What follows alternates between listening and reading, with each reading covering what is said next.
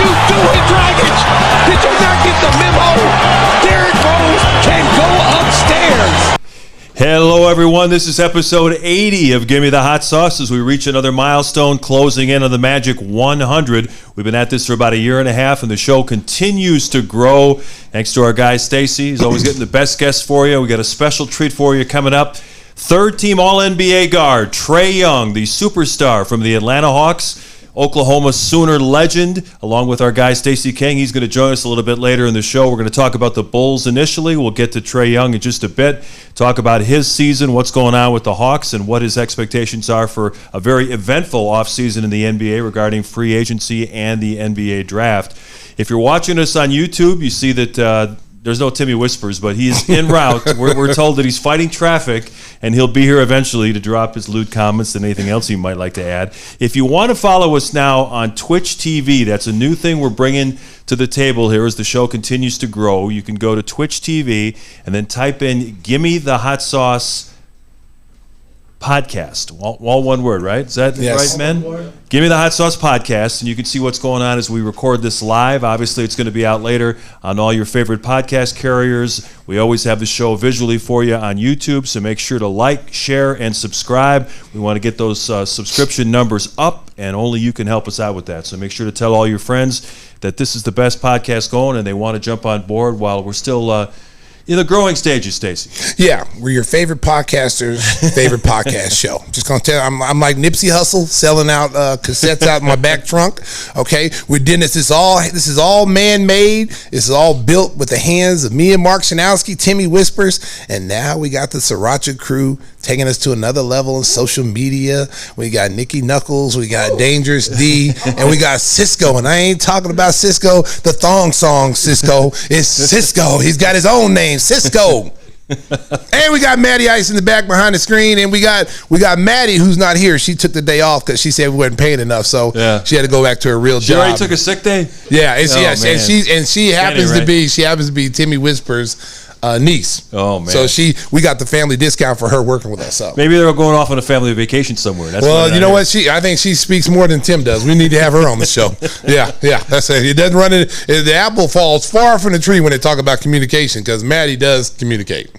The NBA Conference Finals ongoing right now. The Golden State Warriors most likely will close out the Dallas Mavericks tonight in San Francisco. We'll talk more about those two series in just a little bit. Boy, those have been snorefests. It's just some of the worst basketball I've seen in my life. But it's been an eventful week for the Chicago Bulls. Let's start with the story that everyone is talking about, has opinions on, and speculating on. Zach LaVine, who bumped into a TMZ crew in Los Angeles the other day and probably just wanted to get him off his back and said, yeah, I've been a Lakers fan all my life. It doesn't mean he's trying to force a trade to the Lakers, people. All right, listen, Bulls Nation. If the news doesn't necessarily come from Chicago and from people who know what's going on, don't listen. Okay, there's been a lot of blogs out there, a lot of people speculating, the Bulls are going to do a sign and trade with the Lakers. Zach's going to the Lakers. He's going to leave, X amount of $1 million on the table. He loves the Lakers. He's been a Lakers fan. Well, newsflash, I was a Lakers fan. Okay, I ended up playing for the Bulls. Okay, I didn't want to go to the Lakers. I loved the Lakers growing up because that's what you saw on TV all the time. Right, and the uniforms are cool. Yeah, and Boston and Seattle. I mean, you used to see back in the day. You only seen like 4 or 5 teams on TV. Yeah. So I always liked the Lakers because they had the purple and gold. I thought that was a pretty cool uniform. The weather's pretty nice in the winter time. You know what? Mark. You're right. It is. It's a good selling point, but everybody grows up with their favorite team. Sure. And so for him to say that, I don't put too much stock in it, because at the end of the day, and I keep saying this, Mark, this was his first year in the playoffs. In 8 years, first time he made the playoffs. First time he's had a winning season, been part of a winning team. Made, his 2-time All-Star, the Olympic team. He's got national endorsements that he never had before. Even the year before we got all, AK brought in all the different pieces. You didn't see Zach on commercials. You didn't see him do a lot of commercials, not nationally. Right. And that all comes with winning. And when you're winning and the Bulls are relevant, this is a big market. There's so much endorsement opportunities for players like Zach and Demar. And I mean, look at Io. Io's on a lot of commercials. He's a rookie. So when you're winning, those things come, and that's what he has to understand. Is like, listen, do I want to be part of something special and be part of the winning culture, turning this around and getting it back to a championship level team and get that credit for that? Or do I go somewhere else and, be a third option and be part of something that someone else is trying to do? Right. So that's what he has to ask himself. Now, Zach LaVine did not make any of the 3 All-NBA teams, which means he's not eligible for the Supermax contract, but he is eligible for a 5-year max. The Bulls can offer him 1 more year and higher percentage raises each year than any of the other teams in the league, which means, to sum it up, the Bulls can offer him a 5-year contract for just over $212 million. Any other team that wants to bid on Zach as an unrestricted free agent can offer him a 4-year contract at $171 million. But we shoot it straight here on Gimme the Hot Sauce. Yes, It doesn't necessarily mean he's passing up $50 million. What it means is he's going to get slightly less over 4 years because the Bulls can give him higher percentage raises each year. But if Zach wants, again, to bet on himself that 4 years from now he's going to get another big contract, he could go somewhere else. So, people are saying, well, it's a $50 million difference. Not necessarily, because there's another year on the Bulls contract, which is over $40 million. And that really comes to play when you're an older player. Mm-hmm. You're a guy that's 32, 33 years old. Like a Chris Paul type. And you may not get that big deal that after that 5 years is up. So that's when it really comes into play. Zach is still a young player. He's just in his prime right now. So, when you're looking at it both ways, of course, we want him to stay here. Of course, yeah. We know what he means to Chicago. I know, AK in the front office wants him to stay. But, he's got a lot of people in his camp. There's people saying, hey, you got to look at everything. Here's an opportunity for you. You're still young. If you don't get that 5th year, you can take 4 years from someone else, and you'll be right back in the free agent. 4 years goes quick. Yeah. And now you put yourself back in. That money that you might have lost, you can recoup it a little bit through endorsements and then that second contract. Yeah, so Zach will explore free agency. I don't think when the clock strikes 11, actually they moved it up now, like 6 o'clock the night before July 1st, just so they'd get better TV options and better coverage on it. When that bell rings, don't necessarily look for Zach to sign with the Bulls right away. He's earned the right to explore free agency. If he wants them to wine and dine them in San Antonio and Portland and some other cities that have cap space, he's earned that right, Stacey. Well, this is I made this comment to a friend the other day. This is kind of like when you're in high school and you're a top player and you have 5 official visits to go on and you want to be wined and dined. Yeah. You don't just sign with the first school.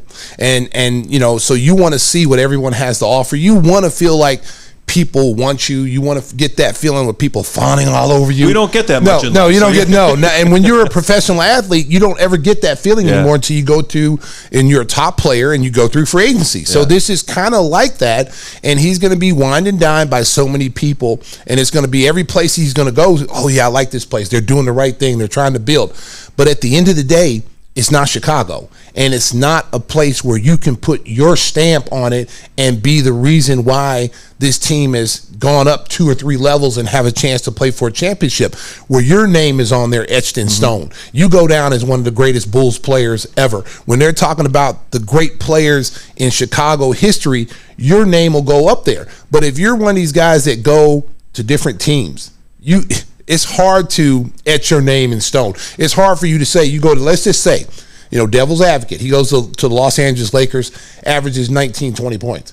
His name's not going to go in Lakerland as one of the greatest players of all time. No, they're not retiring Zach. No, they're not retiring. No. But here, if he's part of something special and he continues to build on what the front office is doing here and trust the process is what they're trying to do, because at the end of the day, before we got all these players, Zach was averaging 27 points a game. He's an electrifying player, made the All-Star team, his first All-Star game, but they weren't winning. Had no help. They won 22 games, I think, and he was exhausted. He about 40 games into the season. I mean, he had to do everything. He had to rebound. He had to score. Defense is defense, but he had to do everything for the Bulls to even to compete to win. That means he had to score 35 just for the Bulls to have a chance. Now you throw all these added pieces: Alonzo, Vooch, Derozan, Caruso. You got Patrick Williams now. You've got Kobe. You got all these pieces to take some pressure off of you, and you still average 25, 26 points. Why would you leave a situation, Mark, when you say, Mark, we're going to give you can shoot anytime you want. Yeah. You can shoot 30 times if you want. You're going to average 25, 26 points a game. If you want to step past half court and shoot a step back jumper, Mark, you can do that. You're not going to get pulled out of the game. Why would you leave that situation where you have that kind of freedom and that kind of opportunity to continue to be a star player in this league and continue to be a reason why this team excels? Well, I don't think either Stacey or I have changed our opinions. We still think that ultimately Zach will re-sign here because he likes the situation in Chicago. But free agency is a weird thing, so we're not going to totally discount the possibility that Zach would be involved either signing outright with somebody or in some type of sign and trade. And some people who are not Zach LaVine's fans will say, well, just let him walk and then we'll have cap space. Well, they won't have cap space. So you cannot replace him. Listen. It's not as easy. I mean, this is not NBA 2K on Xbox, okay, where you can just make moves freely, okay? 25, 26 points just don't come walking to that door, okay? You know how long it took when Derrick Rose left, you know, Gimme was able to ascend into an all-star caliber player. You know, that was our all-star. Because Joakim was our all-star before that, got hurt. Luol Deng, all those guys got older, got hurt. Jimmy was the only one. And they got Tibbs. And they got Tibbs. I love Tibbs. Tibbs takes some years off your career, boy. Woo! It's like dog Jimmy's years. Out there limping. Yeah, it's dog years, boy. When it's 1 year is actually 7. You know, so but those guys, you know, Jimmy ascended to an all-star. He worked himself into an all-star and one of the better players in the league. And when the Bulls moved him, you know, you got back players who weren't all-star caliber players at that point. Mm-hmm. You got Zach, you got Chris Dunn, and you got the pick that turned out to be Lowry Markkanen. None of those guys were all-stars. Those guys were kind of like, we hope they turn out to be good. We hope that they're going to be vital pieces for us to win. Zach was a third option in Minnesota behind Wiggins and Towns. Right. So we're getting a third option guy at the time when they made this move, but he was such an electric player. Plus he was coming off ACL surgery. So we're getting a player who's exciting and electric, but also injured. And we're giving you a star player right now. It's in the top 15 players in the league. And so he worked himself into being an all-star. Everything that he's done, and this is a credit to Zach's hard work, everything he's done and the success that he's had has been in the Bulls jersey. He wasn't an all-star in Minnesota. No. You know, he didn't make the Olympic team out of Minnesota. And at the end of the day, you know, I mean, he got his big contract playing here in Chicago. And his first big contract was in Chicago when he signed that offer sheet with Sacramento. So everything that has happened for Zach, not just, you know, all this, you know, all the endorsements, you know, all this happened in Chicago. So you have to keep that in mind when you're making these decisions and what's best for you. You know, I mean, I'm not leaving. I'm not leaving 21 million, 40 million, 50 million on the table. I'm sorry. I'm just not doing that. I don't know about it. Some people can do that. Too. It's all guaranteed money, and they want you here. They've made it clear. The Bulls have made it clear this whole season that they want him here. Yeah, and Zach had his arthroscopic procedure on his left knee this past week as well by the same surgeon who did his original ACL surgery. Went well. Everybody says he'll be fine in time for training camp, so that should not be a concern for Bulls fans. One of the other big stories involving the Bulls, Demar Derozan, named second team All-NBA. Yes. Very well deserved. We had Demar on the podcast back in January. He was a fantastic guest. If you haven't checked out that show, to make sure to do it.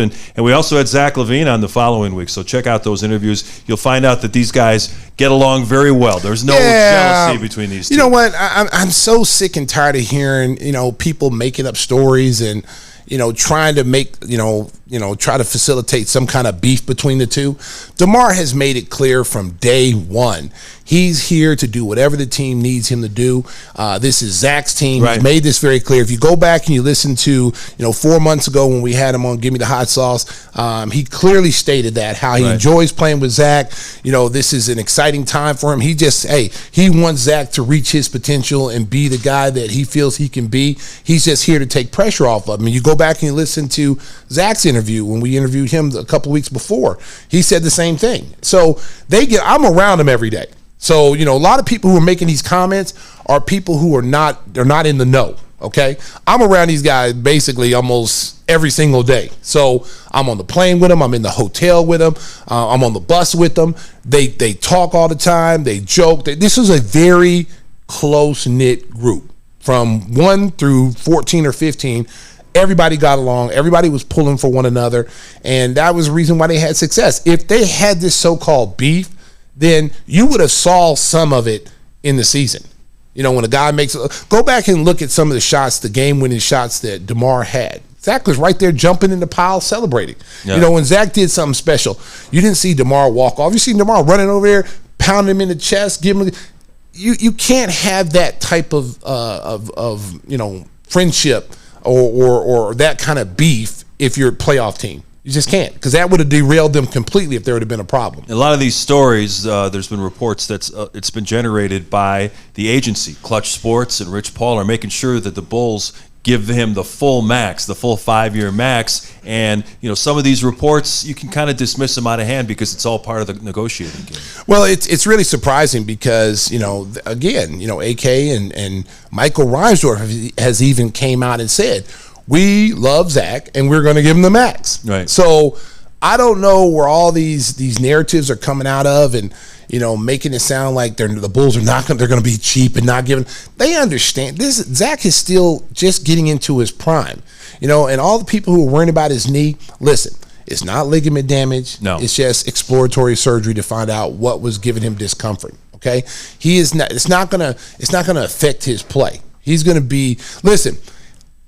When he came in with the ACL injury, I was concerned about that, okay?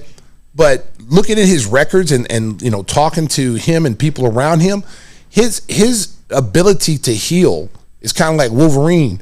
You know, he just healed. He just got miraculous here. He was jumping 5 inches higher than when he wasn't injured. So, and he works himself extremely hard.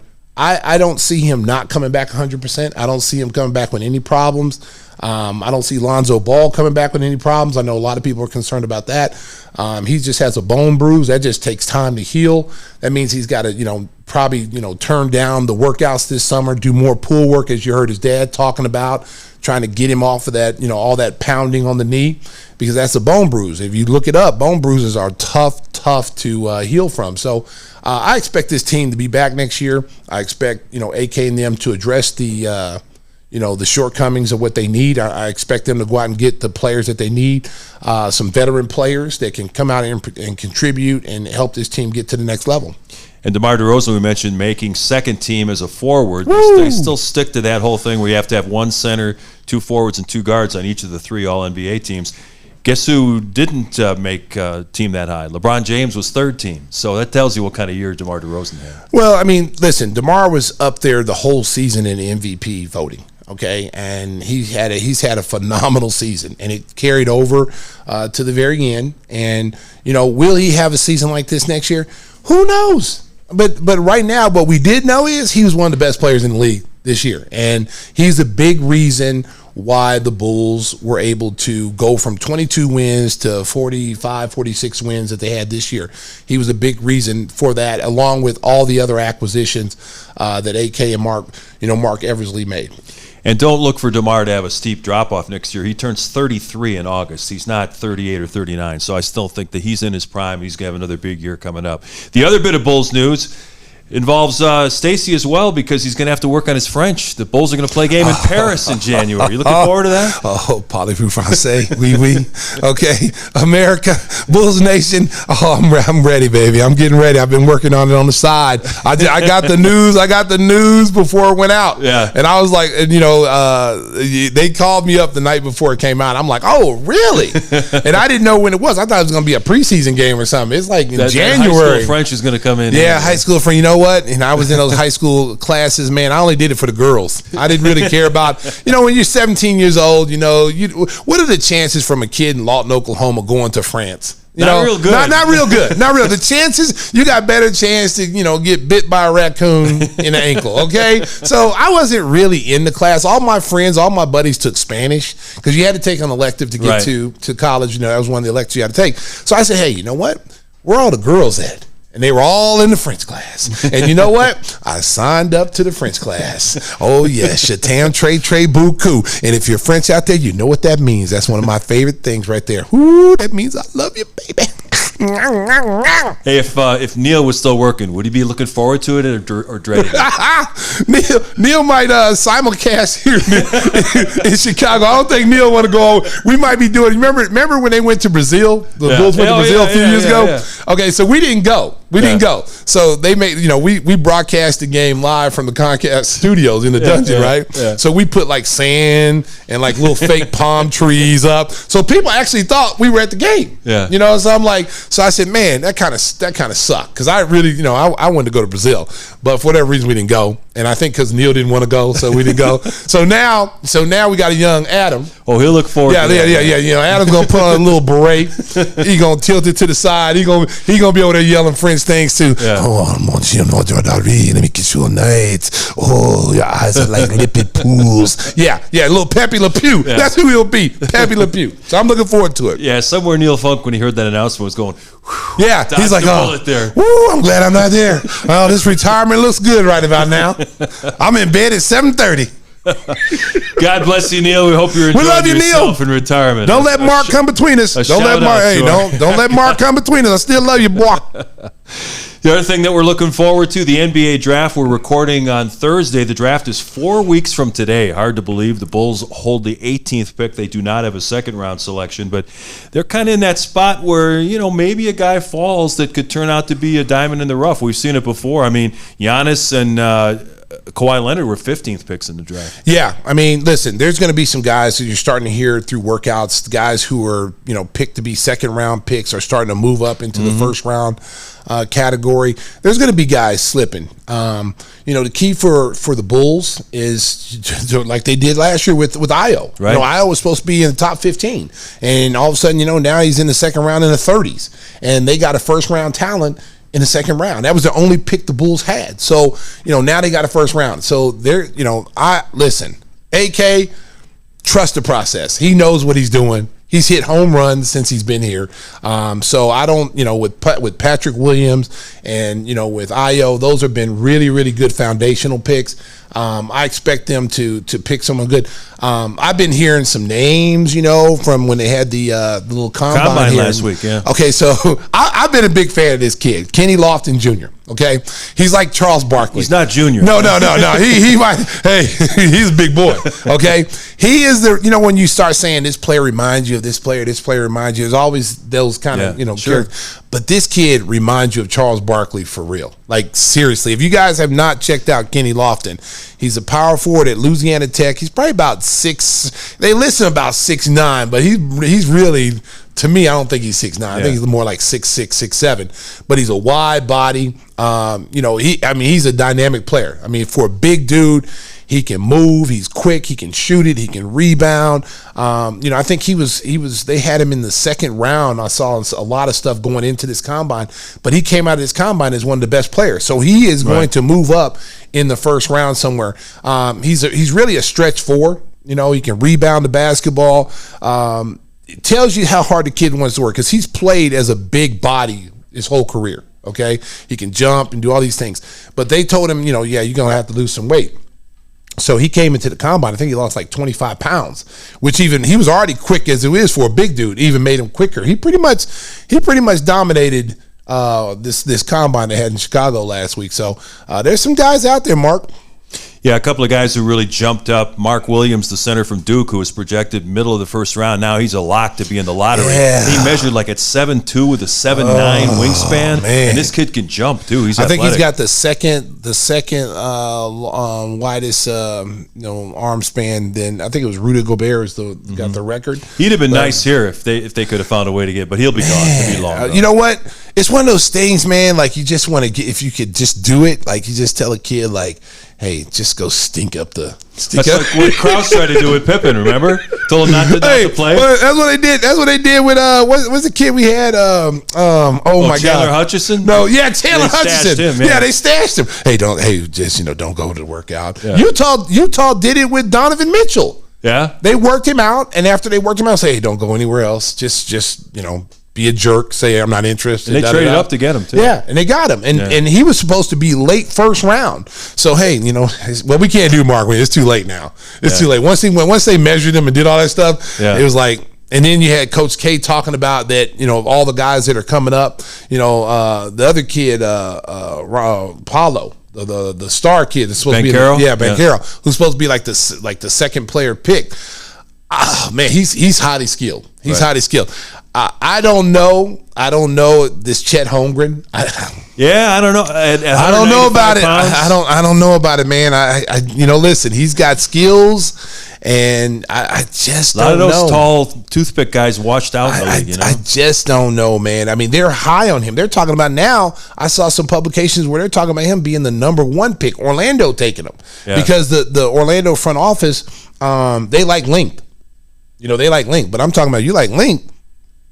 Take the kids, that actually have length that can actually have NBA ready. 6'10" and he can shoot it. And he can shoot the basketball. Yeah. He's your typical. He's kind of like the kid in Cleveland, Evan Mobley.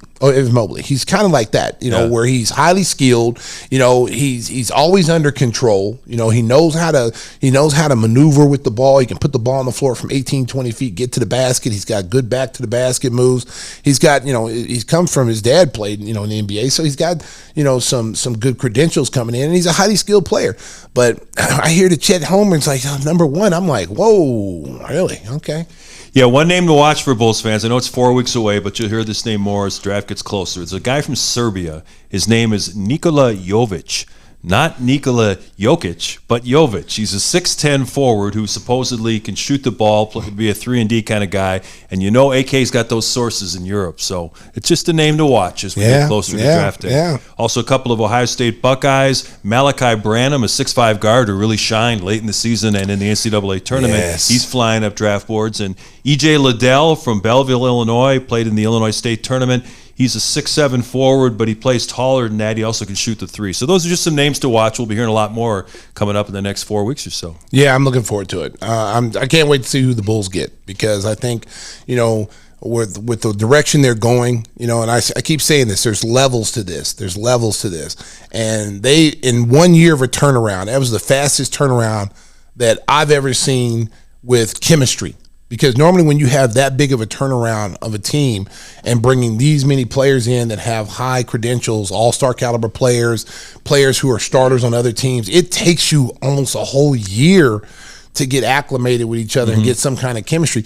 This team, from day one in training camp, when I went there to go see them play, they had chemistry from day one. And you got to give the coaching staff a lot of credit with that. I mean, Billy Donovan, people, there's critics, Billy Donovan. Billy Donovan is a very, very good coach as far as getting guys to be comfortable with one another, giving them the green light, letting them play their game, not pulling them out when they make mistakes and riding them. You don't ever see Billy Donovan get on players. Sometimes he needs to. Sometimes he needs to. I'm going to throw that out there. But he's got a great demeanor with his players, and especially with the younger players, which is really cool to see. So that'll be the next step in the coaching development, is to try to bring this team along, maybe have a sharper edge on them as you try to go from a team that was in the back half of the Eastern Conference to hopefully get a top 4 seed and home court advantage next year. And remember, also the Bulls will have a mid-level exception they can use, so AK's hoping to hit with that 18th pick and also add a guy in free agency. Trae Young is in the Sriracha waiting room. The third-team All-NBA guard, the Atlanta Hawks superstar, will be next on Gimme the Hot Sauce. But before we do that, I want to remind you about one of our great sponsors, Jeff Vukovic. When it comes to insurance for your auto, home, and business, make sure you contact the king of insurance. That's our buddy nationwide agent Jeff Vukovic. You can find him at jeffvuk.com. That's jeffvuk.com. And Stacey, remember, Nationwide is on your side. The Golden Pipes, baby, they work in the summertime, Mark. Always working. Stacey, bringing a great guest to our Gimme the Hot Sauce podcast, Trae Young on deck.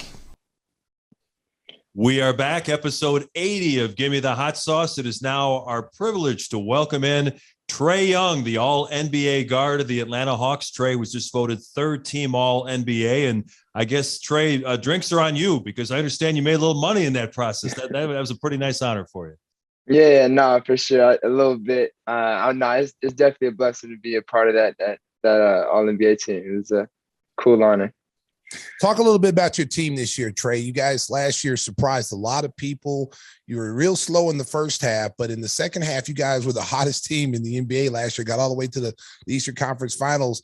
You know, where do you guys go from this year? What do you guys think what do you think you're lacking to get over that hump to be that team that can challenge to get to a title?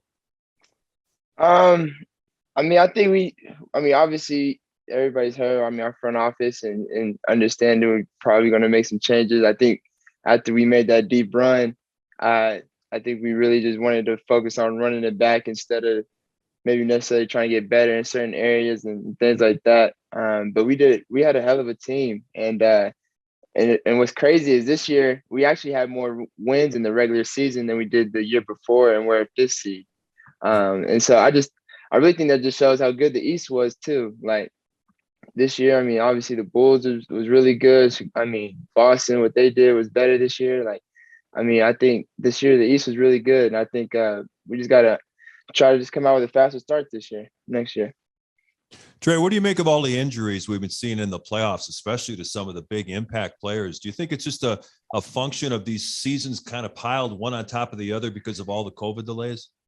For sure. I definitely feel, I mean, we had a really short off season last year. I mean, especially you look at the 4 teams that made it last year, they're all knocked out at this point. I mean, a lot of it had to do, could have been dealt with some injuries. You look at the Bucks with Chris and what he went through. So, I mean, I think just the short impact, I think it's now about to start getting back to regular off season and more rest. So maybe that would help in the future, but we'll see. Now, being one of the elite guards in this league, you know, every summer you go home and you start working on something different. What are you working on to be better this year? What will we be looking at differently out of Trae Young? Because we've seen everything: the range, the nutmeg, putting the ball between people's legs, the handles. So what are you going to come up with next year that you feel like you've got to get better at to even make your game even that much more deadly?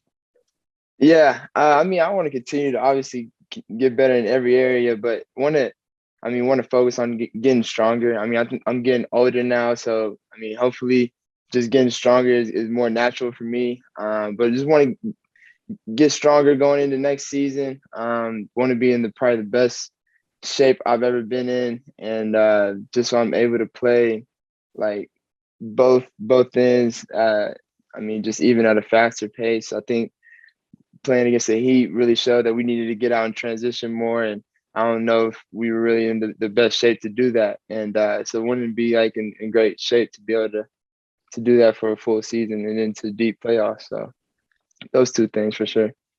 Hey, Trey, let's take it back to your grade school and high school days. Obviously that you're one of the smaller guys out there and you had to battle against bigger guys always trying to physically intimidate you. Your dad was an outstanding player.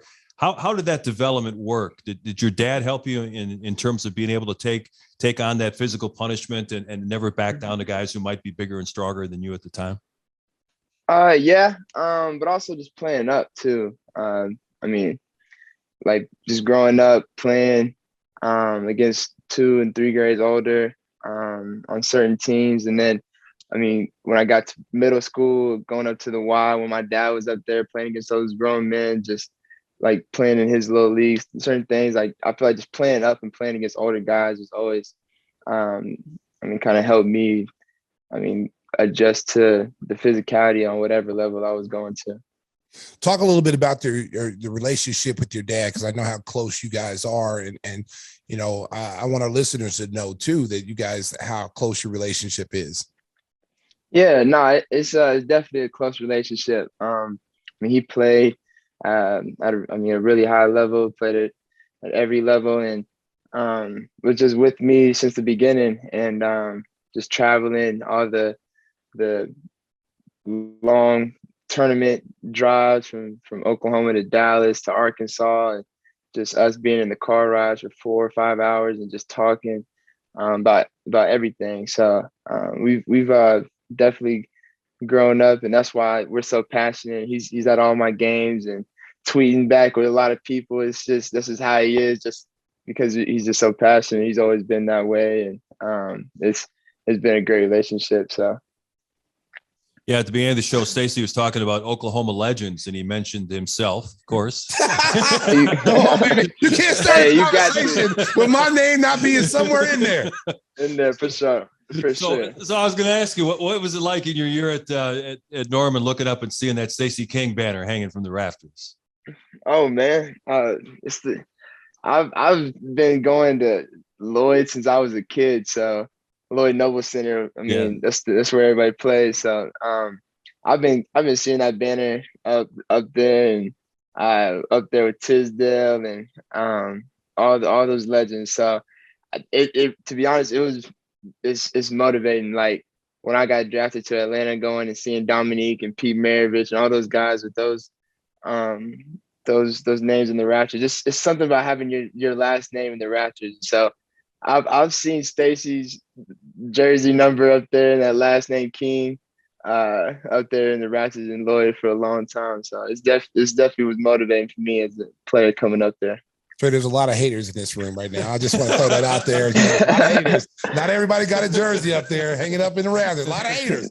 So you know, we talk about dynamic point guards, and there's a whole slew of dynamic point guards that are coming up in this league that, you know, everybody wants to know where the game is going to be when LeBron James retires. Just like when Michael Jordan and Larry Bird and all the great players retired, you know, is the league in good hands? Yeah, I feel like the league is in great hands with you guys, but who is your toughest guy? Because you're unguardable to me. Like your range is unlimited. I mean, you're open as soon as you get off the bus. Like, who is the toughest guy that you have to face defensively that you go, man, this dude really makes me work? It's a lot of great guards in this league. I think, to be honest, anytime I go up against Kyrie, it's a battle. Like guard, it's like when he always has a counter move for everything. And I think anybody who guards him could tell you the same thing. He knows how to score at all levels. And it's crazy because he uses the mid-range that nobody really uses, like mid-range pull-up besides, I mean, Demar does it great, but I mean, there's only a few guys that really do that. And he's a point guard. It's so small, can get to whatever spot, I mean, he wants. So I think he's definitely one of the fun matchups and the toughest guys at guard. So, hey Trey, not only are you a great player, but you're also one of the most popular guys in the NBA, and I know that you take your responsibilities seriously in terms of trying to put on a good show for the fans. Last year in the playoffs, you kind of got into it with the Knicks fans. Did you enjoy embracing the role of villain when you walked into Madison Square Garden?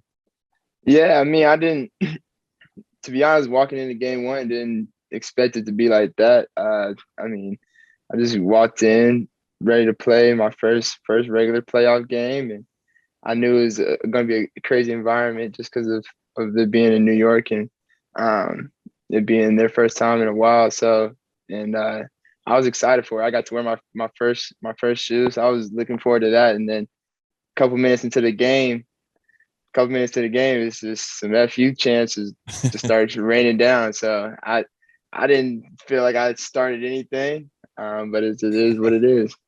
You know about the Garden, right? Oh yeah, definitely, man. Yeah. Oh yeah, their fans deserve it though, man. I mean, it's fun. It's fun to play in that environment, but some people take it a little bit too far. Yeah, a little bit. Yeah, you guys always got the last laugh too. Yeah, because we always won. Yeah, we always knocked them out the playoffs, so that's what made it sweet. Yeah, I'm glad. To be honest, I'm kind of glad we won it in New York. In New York, I think it was the right way. Yeah, it was. I mean, it was kind of like Reggie Miller. Like, you were taking bows. You was, people was. I think somebody tried to spit on you. Yeah, it happened in game two. In game two, I didn't. The fan take it too far. Yeah. And that's too much. But hey, Trey, did you say it's quiet in here, right? To Spike? Oh no. To be honest, Spike is he's very he's the perfect type of fan you want.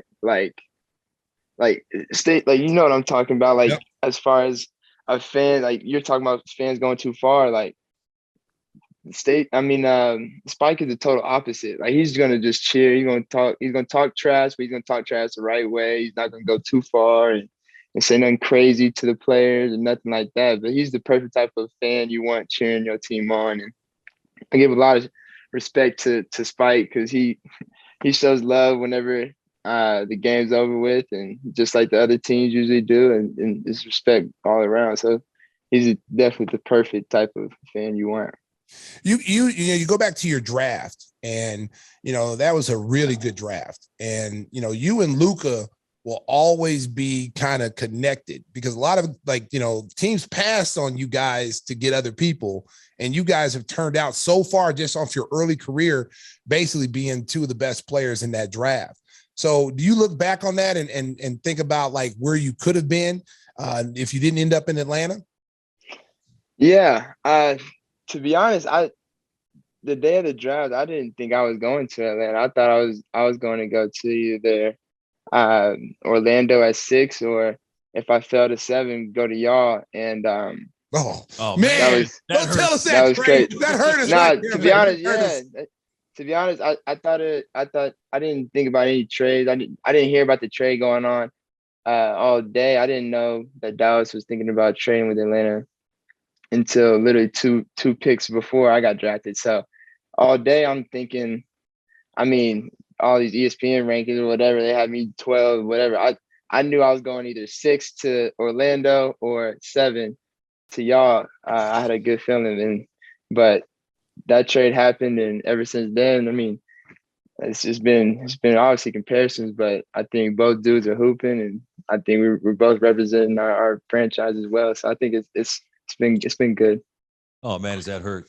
I remember when Trey came to the Advocate Center and worked out, and you said some great things about the Chicago franchise, and all of us in the media were excited about the possibility of you coming to join the Bulls. And all of a sudden, as the draft got closer, we thought, well, he's going to be gone by the time the Bulls picked at 7.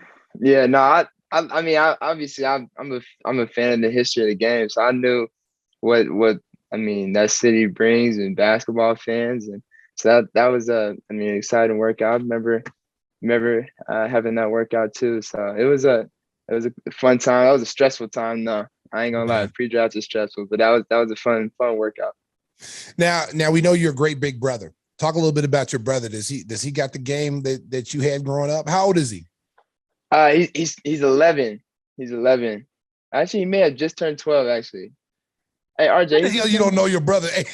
Yeah, he just turned 12. Yeah, nah. Hey, he's not a 12-year-old's height. I'd be wanting to say he's 13, 14 in his height. Like he's way taller than what any 12-year-old at his school is. So. Was he bigger than you? Was he bigger than you at that age? Oh, he's way taller than what I was. So he's like he's playing like a 4 or 5 man on his team right now. He's playing like he's passing and bringing up the ball, but he's more of a passer right now. So he's our games are different right now, but he's definitely taller than me.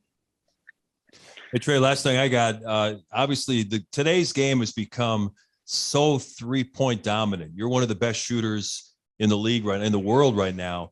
But at times when you watch the game, do you feel like the quality of play sometimes drops a little bit because everyone's trying to outshoot the other team? You think sometimes teams have forgotten about you can get points in the paint and score 2s as well as 3s? Yeah, I mean, sometimes I definitely feel like it can get out of hand, and I think, I don't want to say teams or whatever. I feel like there's certain teams that I feel like every guy feel like they can shoot 3s, and it's not this. I don't think that obviously 3s are what runs the game or what.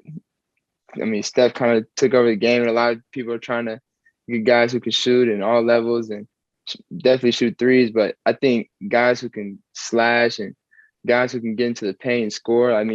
All these teams here. Even the Warriors got guys who can get to the basket. They all know they all have guys who can shoot the most 3s, and they don't shoot the most 3s. And I think they know you have to get to the basket too. So the best teams know you got to be able to get both. Now, we got Sooner Nation listening to this interview as well. Tell me a little bit how you feel about Porter Moser and the program now that, they made that change from Coach Kruger, who retired. And where do you think the program's going? I think it's in great hands. I think they're making some good moves. Yeah. Oh, no, I think it's in great hands for sure. I think you're going to have to give him some time. And with the new rules and everything, I think you got to give him some time to kind of adjust to this kind of stage, and coming from where he came from, he took that level of talent to, Final Four. Didn't he take Didn't he Yeah, take his Loyola. old team? Yeah. Yeah. Took them to the Final Four. I mean, I like him. I mean, when he got the job, we talked. He hit me like maybe a couple of days after he got the job, and I mean, just him just reaching out to me and showing love. And I don't know if you've been back to the new facility. It's pretty sweet. So he's got it. He's got everybody on their horse trying to get it right for these recruits coming in, and I think he's gonna turn it around. What do you think about the portal now? You know, that the NCAA has implemented, and you know, in the likeness, the NIL. You know, would you have loved to have that when you were there? Yes and no. Yes and no. I don't know how it would be for me. I think not having it for a year, not having money, and making sure I was working and working my tail off to get to that next level, so that I was able to have a little bit more money. I think it was kind of motivating as a player, but I don't know, having more I know I'd still be motivated, but I don't know if the person next to me may, or, you know what I'm saying? I don't know what it is. So I don't know. For me, it's a crazy situation. I'm glad players are able to make, I mean, money off their likeness now, but yeah, it's definitely a different thing. Hey, Trae, enough about basketball for a minute. I got a multi-part question for you. Okay. So let's talk about the hair, the fruit roll up and cotton candy, baby hair, the ice tray. And are you really afraid of birds? And has a bird ever landed on your hair? Nah. What was the first question? About the hair. What do you think about all the names people give you? The comment. Man, trust me. I don't care. That don't offend me. I got my girl. Exactly. Because he's engaged. When you get married, you got engaged recently, right? Yeah. Congratulations. Appreciate it. Yeah, next summer. So, trust me, I'm good. I feel all right. good. Don't avoid the birds though. Let's talk about the birds. The birds, yeah, no, the birds are still. I'm scared of birds. That's the thing. I don't like birds if they flying around. But I mean, I don't think anybody would like a bird flying up on them. So, show me somebody that likes that. Nah, and you wound up with the Atlanta Hawks. Atlanta Hawks, yeah. That's where I was going. I know. Did Quavo come up with the ice tray, or did you come up with that? Nah, he did. He kind of was one of the songs. Yeah. So whenever I got drafted, he kind of put it out there, and everybody just started calling me it. He started calling me it. So that's how it is. Is that a pretty cool feeling that you get to see these guys come to your games? And I know 2 Chainz pops up in there sometimes, T.I., all the rappers that you grew up listening to come and check you out. Yeah, it's definitely a blessing. It's crazy and surreal sometimes too, just knowing like when I was a kid listening to their music, and I was actually at a couple of their concerts and without them even knowing me then. And so now them coming to my games, and we've had stories I've talked to them about those times when they didn't know me. I was at their concert, and so it's like a brotherly friendship now, and it's kind of cool. And I mean, I always appreciate them for helping me and welcoming me to the city of Atlanta. Well, Trae, we know you got to run. You are one of the biggest stars in the league, and Stacey always talks about you and your great time at Oklahoma, being a star for the Sooners. Joining Stacey as one of the great all-time legends. Hey, I'm just a man sitting next to the man. Yeah. I just hope my jersey is up there. Absolutely. Hey, yours and Blake's will be right up there. Buddy Hields will be right up there too. It's already in the works. Well, okay. I'm gonna wait till that day comes to really appreciate Plus, it. he's an Oklahoma kid too. That's right. See, Blake, myself, and Trae were Oklahoma kids. That's right. So that means a lot more when you get your jersey retired at the school, because you were born and raised in Oklahoma, which was really awesome. Mm-hmm. Well, we hope you have a great summer. Enjoy yourself and get ready for the start of a new season. And Bulls fans, all of them who've been following on the Twitch chat, are going, man, we could have had Trae Young. Yeah. They're all suffering right now. Hey, y'all, man, I appreciate y'all having me. Man, I'm a fan of y'all. I'm a fan of y'all, Stacey. Every time I see y'all, so appreciate it. And I'll see y'all soon, man. You like hot sauce? You like hot sauce? Nah, but my boy RJ loves hot sauce. Yeah. He Well, be running through. we're gonna send you. We'll send you some hot sauce. Some of my Say signature hot less. sauces. Oh, my dad loves hot sauce too. So yeah. Give it to your dad. Tell your dad I said what's up, man. Great dude. I appreciate it. I will. Well, stay up. Yes, sir. The great Trae Young, our guest on Gimme the Hot Sauce. Episode 80 rolls on after a quick timeout. If you like hot sauce and barbecue sauce, then you are listening to the right show. Gimme the Hot Sauce has the best small batch organic sauces to spice up your kitchen. Chicago-style red hot sauce with garlic twist, or our St. Pat's Verde, which is personally my favorite. It's a green sauce with extra avocado and cilantro. And our King's Q, a bold, spicy, and sweet sauce, just like Whispers. Woo, Lord. Wow. I don't know if he's sweet and spicy, America. That didn't sound really good coming out of my mouth, talking about another man being sweet and spicy. So I'm going to scratch that if you won't mind. Okay. Oh, and I forgot to tell you, we got a brand new hot sauce for all our followers out there and everybody who've been yelling for, we really, really, really, really love the red sauce, but we want something hotter. So we listened to the public. We went out and we created a hotter sauce. It's the Chicago Fire 1871. For all you people living in Chicago, look in the history books and find out what that means. Chicago Fire 1871. It will burn your mouth. You'll be calling 911. Okay? And when you order, use code HOTSAUCE21 to get 21% off your first order. That's HOTSAUCE21 for 21% off. That's GIMMETHOTSAUCE.com.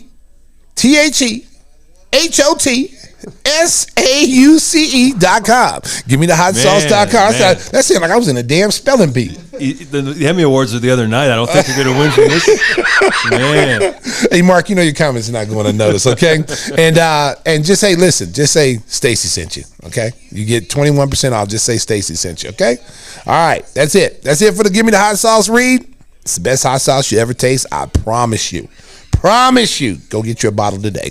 Absolutely. And, we mentioned that we are now on Twitch TV, and Stacey's got his volume up, and he's getting a 5-second delay there. So I think that. And my volume I think you want to turn your volume down. Listen, we're all adjusting. We're doing new things. You know what, Mark? You know what? This is new for me on this Twitch thing. Yeah. Okay, I'm one of these old dinosaurs. Once I conquer one thing, something else comes out. So right. you conquered. I conquered Twitter. Okay, Twitter superstar, and then it was IG, and then I conquered IG. And then it was TikTok now too. It was TikTok now. Yeah. TikTok came out. No, it was Snapchat after that, and then it's TikTok. So now I've conquered all those platforms. And then somebody told me, "Hey, why are you not on Twitch? You're on YouTube. Why are you not on Twitch?" I'm like, "What the hell is Twitch?" And I'm a gamer too. See, now I know that I can do this for gaming. Right. Oh, man, America, can you imagine catching me on Xbox? Woo, on Twitch? Oh, Lord, or watching a fight, a UFC fight on Twitch? Woo, that's a whole new show, America, a whole new show. Hey, we talked in the first segment about the fact that these NBA conference finals have been awful. I mean, I tweeted yesterday, I've never seen two series this bad. Miami... It looks like the preseason almost. They're so bad. They've got no offense. Jimmy's got knee inflammation. He's kind of tiptoeing around out there. Tyler Hero is out. PJ Tucker is hurt. I mean, everything is falling apart for this team. And you can see Eric Spoelstra is trying to get them to play harder, the old Pat Riley way, and it ain't working. They got nothing left to give, it looks like. Hey, listen, I don't want to hear anybody crying. No problems. Listen, every team goes through it. The Bulls had a lot of injuries this year to key players. We had guys banged up. We were without our point guard in the first round of the playoffs against Milwaukee. It's just part of the game, and of course, everybody's going to say, oh, there's too many games and, all that. No. It's these players, honestly, Mark, is that they play year round. They have to learn how to give their bodies some rest after going through a long, grueling season. You just can't. When your season's over, you don't just take a week off and then go back to doing hard training. You've got to let your body heal, especially when you get to the playoffs and you get deep into, June. You got to give yourself a rest. These kids do not rest anymore. They're constantly playing basketball year round and their bodies are breaking down in the season. Jimmy Butler looks like a shadow of himself. He had 40 points in the first game. He looked like he was going to take over the finals, and now he's got no burst. He can't get to the basket, and Boston was able to pull away in Game 5 because Tatum and Brown finally made some shots in the second half. I'm gonna tell you, Boston's defense has been phenomenal, and I made a comment yesterday on Twitter. You know how important rim protection is. You know, being able to cut the paint down, because Jimmy's not a great 3-point shooter. Everything he does is generated by off the bounce into the paint.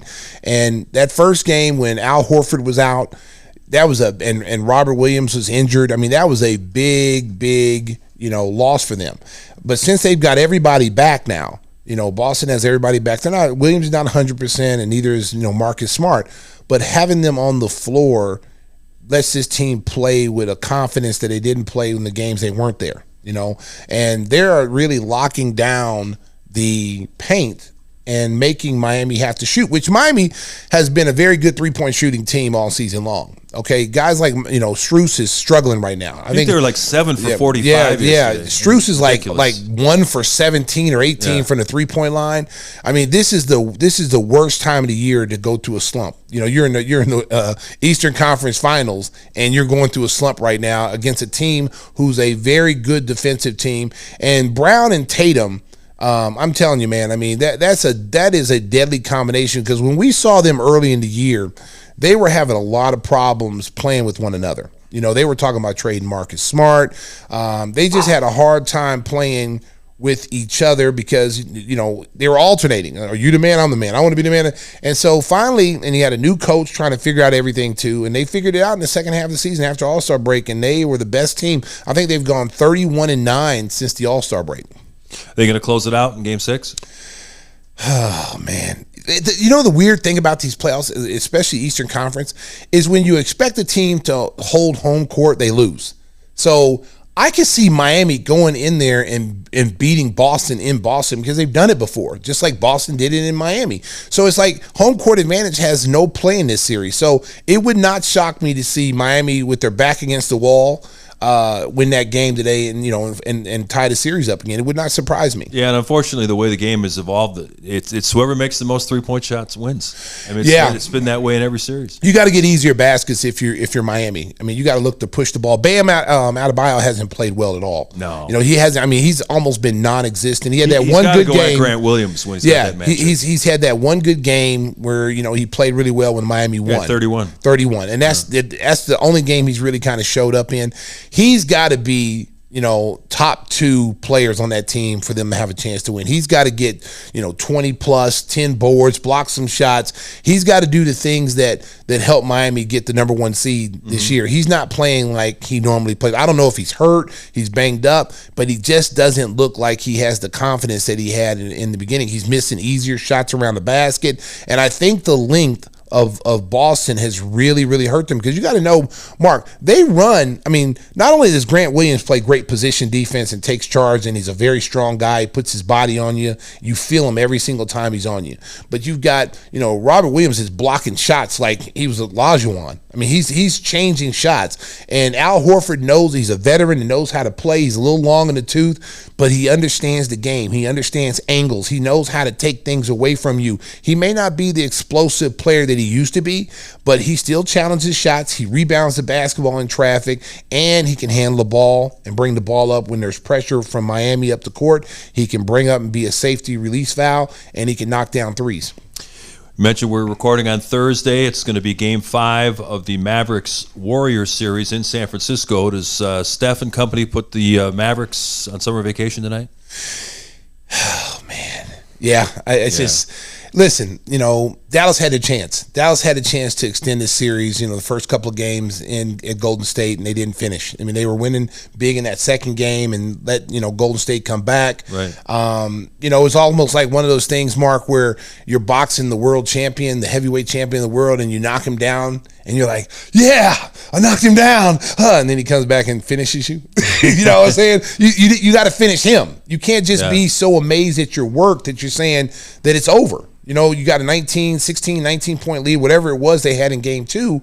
They quit playing. And then Golden State, with the way they shoot the ball, they're never out of a game. It doesn't matter if you're up 25. The way they shoot the basketball, this is why threes are shot as much as they are in the NBA. But unfortunately, everybody doesn't shoot like Golden State. You don't have a Steph Curry, Klay Thompson, or Jordan Poole. Even Andrew Wiggins is knocking threes. And the one thing that I give Golden State credit with is that they're able to rotate multiple guys at Luka.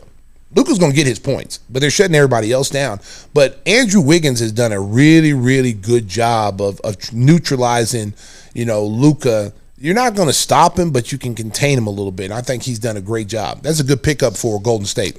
Yeah, and Jalen Brunson, who was fantastic in the first round against Utah, has not played as well in the next two series. So not a lot of help for Luka. Most likely that series ends tonight. And then the finals don't begin until Thursday, June 2nd, 1 week from tonight, so the Warriors will get plenty of rest. Big event on the Chicago sports calendar this weekend, round 2 of the Crosstown Classic, this time at Guaranteed Rate Field. The White Sox, a couple of games hosting the Cubs. They'll play Saturday night, Sunday afternoon. Both teams are struggling right now. The Cubs, just before we started today, they got beat 20-5. It got so bad that they had their shortstop, Andrelton Simmons, pitching in the 8th inning. Well, I tell you what, they went behind the woodshed, and they got their butts tanned. I mean, that's man. Yeah. And Cincinnati's not really that good. Worst team in the National League. Yeah, hey man, that's not. I don't know what happened to. Listen, a lot of people say, I've been hearing a lot of people say, oh, when the weather warms up, there'll be the battle. I don't know about all that, man. I don't know about all that, man. I mean, listen, everybody's got to play in cold weather, especially here in the Midwest. Cincinnati's it's not Florida. I mean, they got to play in the same, So I don't use that excuse, man. You've been playing baseball your whole life, so it's like you got to get used to certain months out of the year, especially playing in these colder places like Detroit, New York. You're going to see cold weather a lot, so you got to get used to it. Whispers, how many fights do you think there's going to be in the stands for these two games?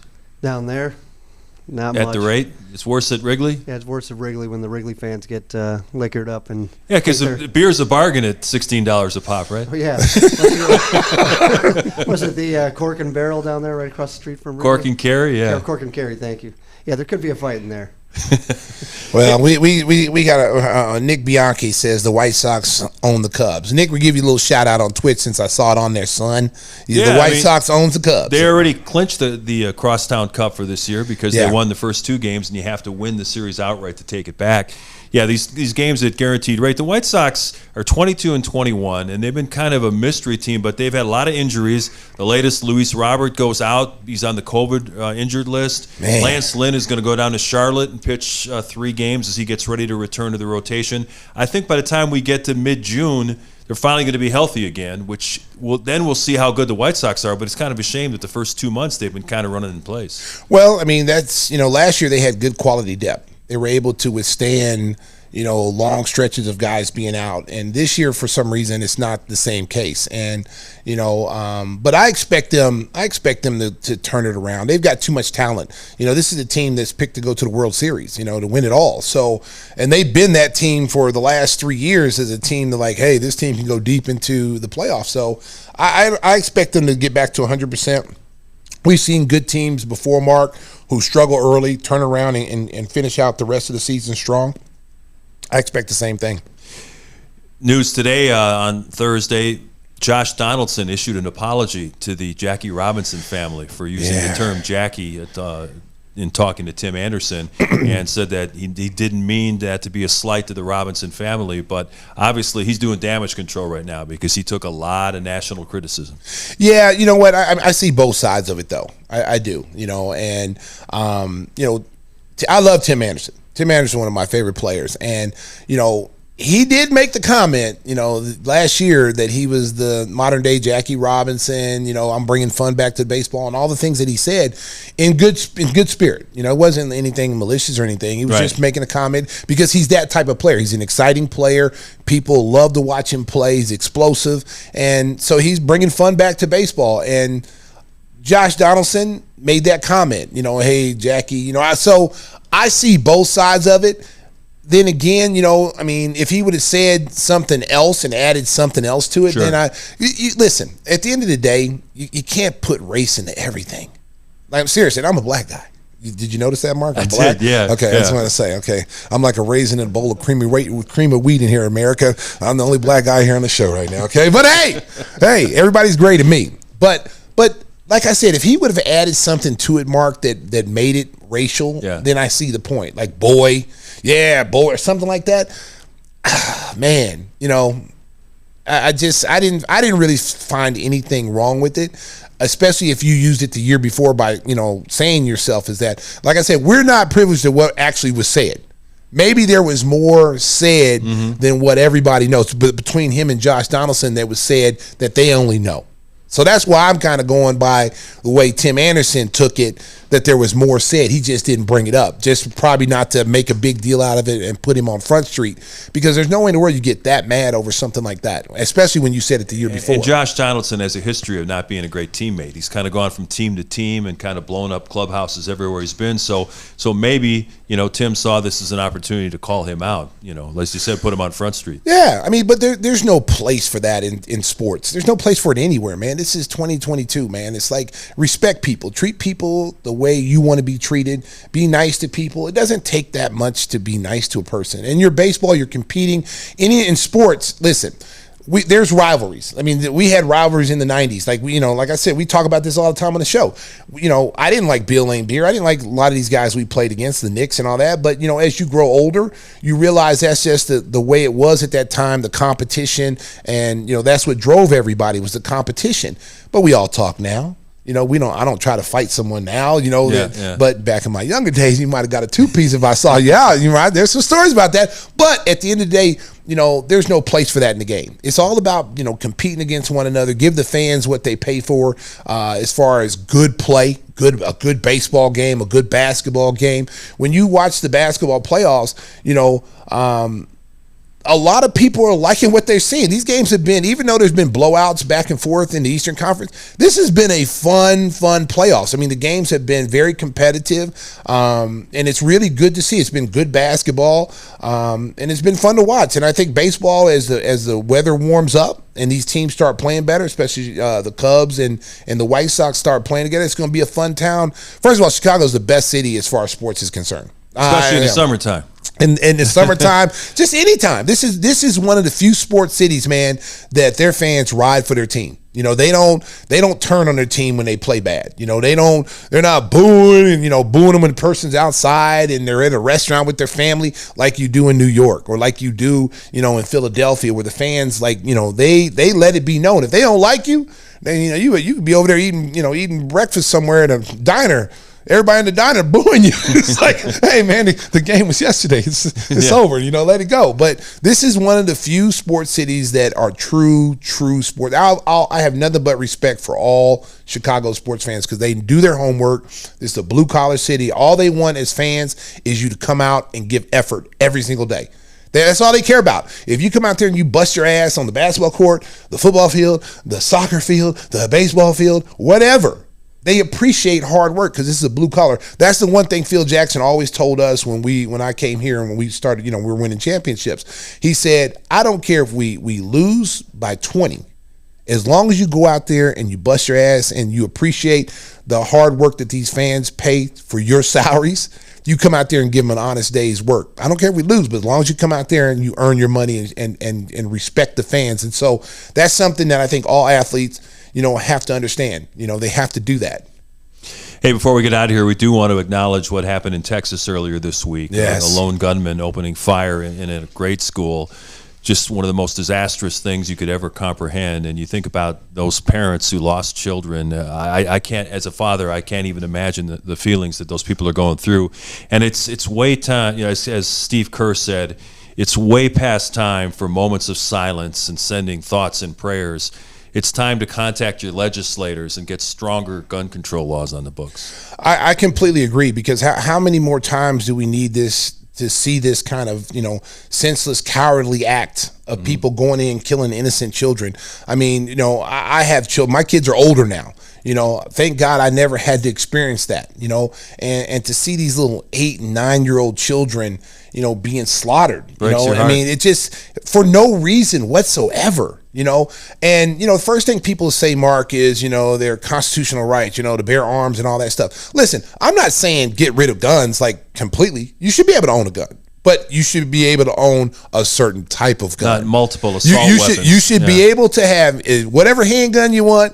If you have a shotgun, you have a shotgun. A rifle, if you're a hunter, you can have those type of guns. But to have assault rifles and guns that are like basically that you use in war. They shoot 100 rounds in 20 seconds, and you're able to, just wipe out a whole group of people. You go back to the Las Vegas at the concert when the guy was shooting. I mean, these people that are doing this, you wonder, how did that guy get into the school anyway? When you start hearing all these stories, you start hearing about the police. It took 91 minutes total for them to even get in there. They were waiting for backup. They were arresting parents, right? Keeping them to want to go in there and save their kids. Yeah. And I've seen all kind of videos. Mark, I wasn't there. I wouldn't want to be there for that. I wouldn't want. But I'm gonna tell you what: if my kid was in there, if I had to take a bullet in the head to go save my child, trust me, I'm going in. If I had to take my car and ram through the front door and go in there and try to help these kids, I would have done that.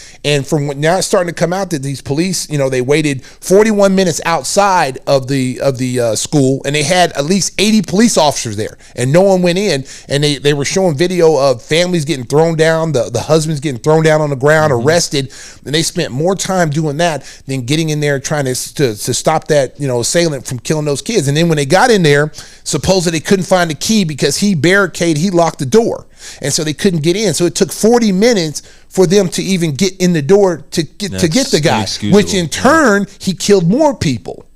And so it's the more you read about it, the more you see it, it's just senseless and useless, and more could have been done.